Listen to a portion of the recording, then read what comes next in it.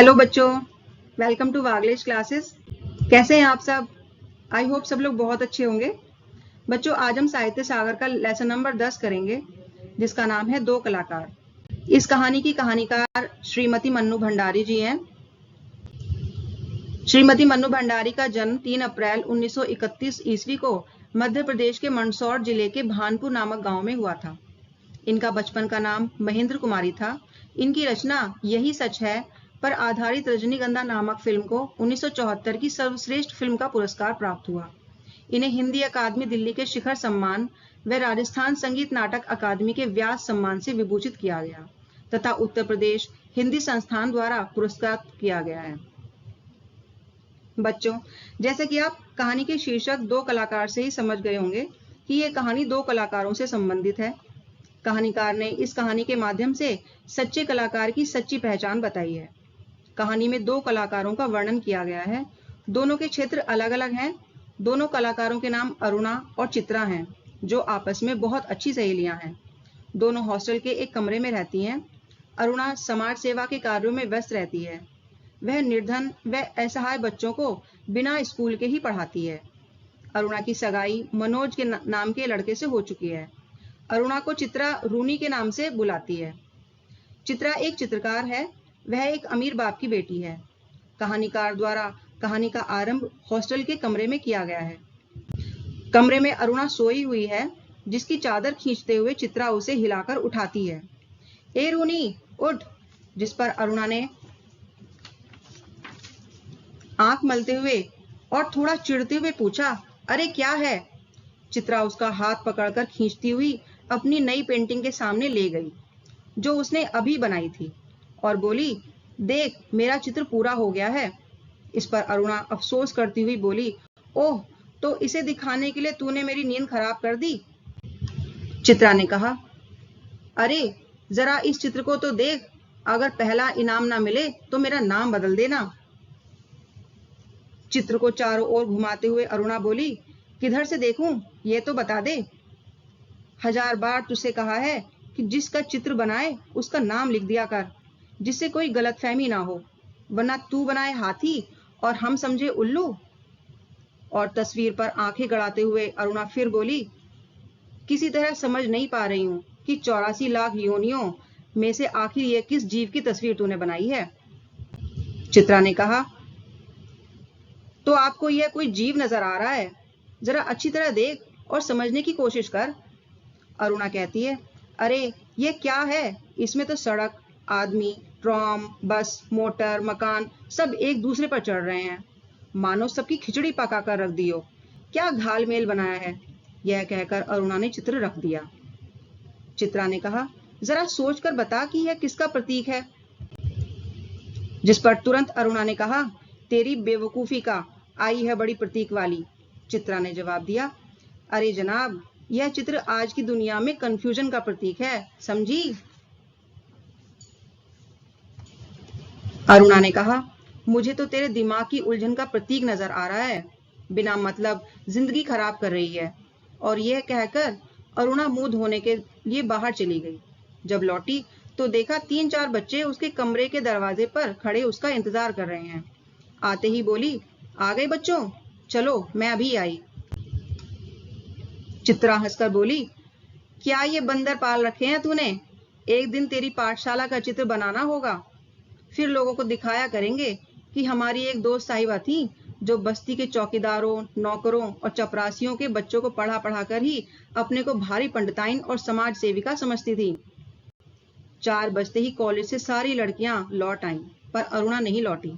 चित्रा चाय के लिए उसका इंतजार कर रही थी और बड़बड़ा रही थी कि पता नहीं कहां कहां भटक जाती है, बस इसके पीछे बैठे रहो।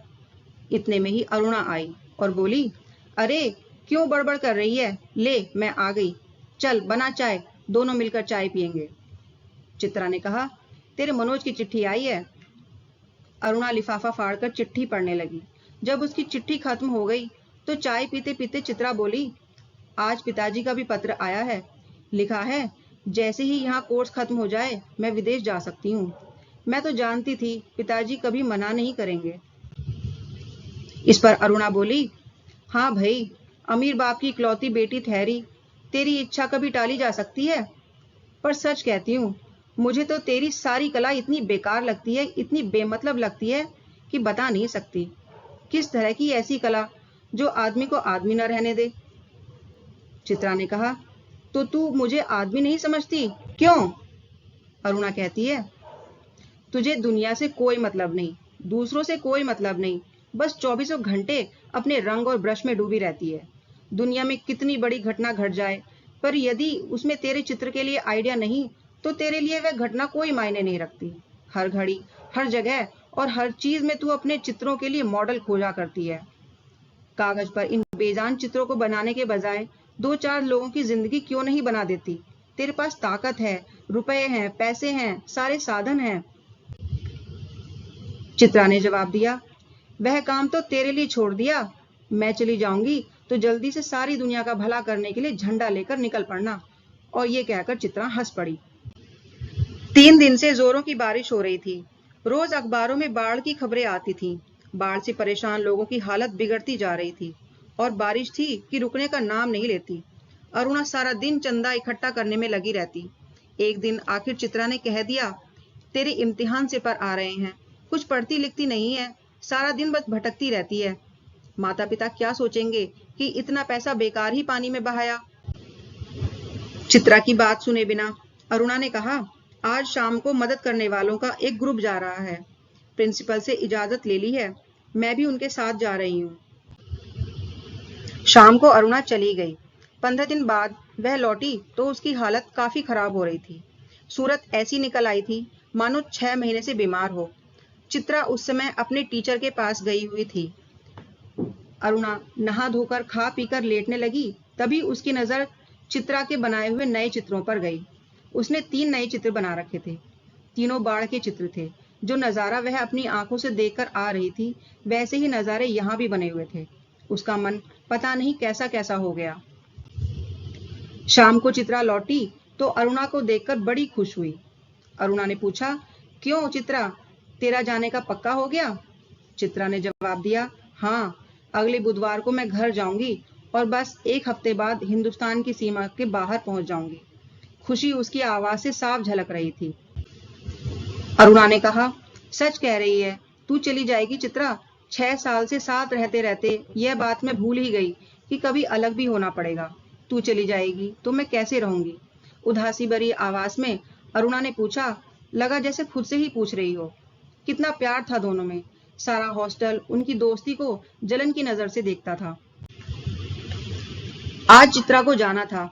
अरुणा सुबह से ही उसका सारा सामान ठीक कर रही थी। एक एक करके चित्रा सबसे मिल आई। बस अपने गुरुजी से मिलना ही रह गया था, सो उनका आशीर्वाद लेने के लिए चली गई। 3 बज गए थे पर वह लौटी नहीं। 5 बजे की गाड़ी से वह जाने वाली थी। अरुणा ने सोचा वह खुद जाकर देख आए कि आखिर बात क्या हो गई। तभी बड़बड़ाती हुई सी चित्रा ने कमरे में कदम रखा। बड़ी देर हो गई ना, अरे क्या करूं, बस कुछ ऐसा हो गया कि रुकना ही पड़ा। अरुणा ने पूछा, आखिर ऐसा क्या हो गया जो रुकना ही पड़ा, सुने तो। चित्रा ने जवाब दिया कि गर्ग स्टोर के सामने पेड़ के नीचे अक्सर एक भिखारिन बैठी रहा करती थी ना। लौटी तो देखा कि वह मरी पड़ी है और उसके दोनों बच्चे उसके सूखे शरीर से चिपककर बुरी तरह से रो रहे हैं। जाने क्या था उस सारे नजारे में कि मैं अपने को रोक नहीं सकी। बस एक रफ सा स्केच बना डाला, इसी में देर हो गई। 4:30 बजे चित्रा हॉस्टल के गेट पर आ गई, पर तब तक अरुणा का कहीं पता नहीं था। बहुत सारी लड़कियां उसे स्टेशन छोड़ने तक गईं, पर चित्रा की आंखें बराबर अरुणा को ही ढूंढ रही थी। 5 भी बज गए। रेलगाड़ी चल पड़ी, पर अरुणा नहीं आई। विदेश जाकर चित्रा पूरे मन से अपने काम में जुट गई। उसकी लगन ने उसकी कला को और निखार दिया। विदेश में उसके चित्रों की धूम मच गई। भिखारिन और 2 अनाथ बच्चों के उस चित्र की तारीफ में तो अखबारों के पन्ने भर गए। शोहरत की ऊंचाई पर बैठी चित्रा जैसे अपना पिछला सब कुछ भूल गई। पहले साल तो अरुणा से चिट्ठी पत्री में बात भी हो जाती थी, फिर एकदम बंद हो गई। पिछले 1 साल से तो उसे यह भी मालूम नहीं था कि अरुणा कहाँ है। अनेक मुकाबलों में उसका अनाथ नाम वाला चित्र पहला इनाम पा चुका था। जाने क्या था उस चित्र में, जो देखता हैरान रह जाता। 3 साल बाद जब वह भारत लौटी तो उसका बड़ा स्वागत हुआ। अखबारों में उसकी कला, उसके जीवन पर अनेक लेख छपे। पिता अपनी इकलौती बेटी की इस सफलता पर बहुत खुश थे। दिल्ली में उसके चित्रों की एक बहुत बड़ी प्रदर्शनी रखी गई। उद्घाटन करने के लिए चित्रा को ही बुलाया गया। उस भीड़ भाड़ में अचानक उसकी मुलाकात अरुणा से हो गई। रूनी कहकर चित्रा भीड़ को भूलकर अरुणा के गले से लिपट गई और बोली, तुझे कब से चित्र देखने का शौक हो गया रूनी? अरुणा ने जवाब दिया, चित्रों को नहीं, चित्रा को देखने आई थी। तू तो एकदम भूल ही गई। चित्रा ने अरुणा के साथ आए बच्चों को देखकर पूछा, अरे ये बच्चे किसके हैं? लड़के की उम्र 10 साल की होगी तो लड़की की कोई 8 साल की। अरुणा ने एकदम जवाब दिया कि मेरे बच्चे हैं और किसके। बच्चों को आदेश देकर बोली, ये तुम्हारी चित्रा मौसी हैं, नमस्ते करो अपनी मौसी को। बच्चों ने चित्रा को बड़े आदर से नमस्ते किया, परंतु चित्रा हैरान होकर कभी बच्चों को देखे और कभी अरुणा के मुंह को देखे। तभी अरुणा ने चित्रा को टोका, कैसी मौसी है, प्यार तो कर। जिस पर चित्रा ने दोनों बच्चों के सिर पर प्यार से हाथ फेरा। अरुणा ने बच्चों से कहा कि ये तुम्हारी मौसी बहुत अच्छी तस्वीरें बनाती हैं और ये सारी तस्वीरें इन्होंने ही बनाई हैं। बच्चों ने कहा, आप हमें सब तस्वीरें दिखाएं मौसी। चित्रा उन्हें तस्वीरें दिखाने लगी। घूमते घूमते वे उसी भिखारिन वाली तस्वीर के सामने आ पहुंचे। चित्रा ने कहा, यही वह तस्वीर है रूनी जिसने मुझे प्रसिद्धि दिलाई है। लड़की ने ध्यान से चित्र को देखकर पूछा, मौसी ये बच्चे रो क्यों रहे हैं?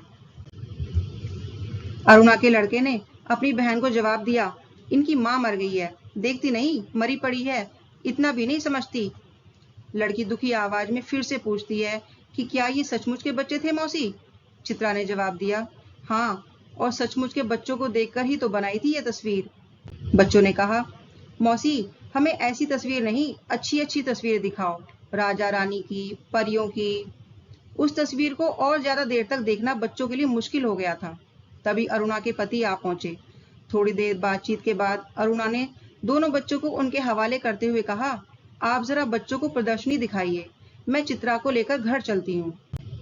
बच्चे इच्छा न होते हुए भी पिता के साथ चले गए। चित्रा को दोनों बच्चे बड़े ही प्यारे लगे। वह उन्हें देखती रही। जैसे ही वे आंखों से ओझल हुए, उसने पूछा, सच सच बता रूनी, ये प्यारे प्यारे बच्चे किसके हैं? कहा तो मेरे, अरुणा ने हंसते हुए कहा। चित्रा ने फिर पूछा, अरे बता ना, मुझे ही बेवकूफ बनाने चली है? एक पल रुककर अरुणा ने कहा, बता दूं? और फिर उस भिखारिन वाले चित्र के दोनों बच्चों पर उंगली रखकर बोली, यही वे दोनों बच्चे हैं। क्या? चित्रा की आंखें हैरानी से फैली रह गईं। क्या सोच रही है चित्रा? कुछ नहीं, मैं सोच रही थी। और वे ये कहते कहते चुप हो गई, पर शब्द शायद उसके विचारों में ही कहीं खो गए थे। बच्चों, इसी के साथ ही कहानी यहीं पर समाप्त हो जाती है। इस कहानी में कहानीकार दोनों पात्रों के माध्यम से यह स्पष्ट करती है कि कलाकार की सच्ची पहचान क्या होती है। चित्रा के अनुसार अच्छे चित्र बनाना ही सच्चे चित्रकार की पहचान है, जबकि अरुणा के अनुसार इन निर्जीव चित्रों को बनाने में समय बेकार करने से अच्छा है कि जीवित प्राणियों का कुछ भला किया जाए। जो निर्धन हैं, असहाय हैं, शोषित हैं, उनके जीवन में सुधार लाने का प्रयास किया जाए। बच्चों, मुझे आशा है कि ये कहानी आपको समझ में आई होगी। अगर आपको ये वीडियो पसंद आई हो तो वीडियो को लाइक करें, कमेंट करें, अपने दोस्तों के साथ शेयर करें और चैनल को सब्सक्राइब करना ना भूलें ताकि आने वाली वीडियो आप तक पहुंच सके। Thank you.